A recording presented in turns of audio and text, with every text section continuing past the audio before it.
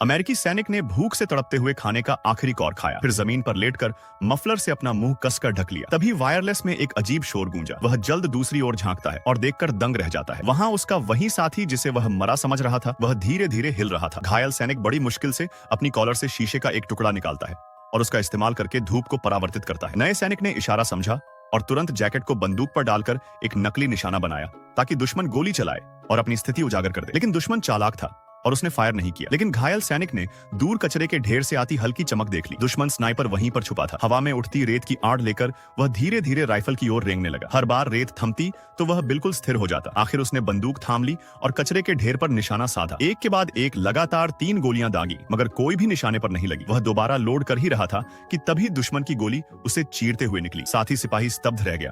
सिर्फ 2 गोलियों में उसका साथी हमेशा के लिए चला गया। डर से कांपते हुए वह टूटी फूटी वायरलेस मशीन ठीक करने लगा। किस्मत से सिग्नल मिल गया, मगर रिसीवर पर कोई अजनबी आवाज पहले से ही मुख्यालय से बात कर रही थी। उसे समझ आ गया कि दुश्मन ने उनकी फ्रीक्वेंसी पर कब्जा कर लिया है। बचने की आखिरी कोशिश में उसने पास पड़ी स्नाइपर राइफल को हुक से खींच लिया, लेकिन मैगजीन में बस एक ही गोली बची थी। इसका मतलब उसका भाग्य अब एक ही निशाने पर टिका था। उसने दीवार को गिराकर धूल का गुब्बार खड़ा किया और मौके का फायदा उठाकर कचरे के ढेर पर गोली चला दी। कुछ देर के लिए सन्नाटा छा गया। वह पसीने में डूबा खड़ा रहा।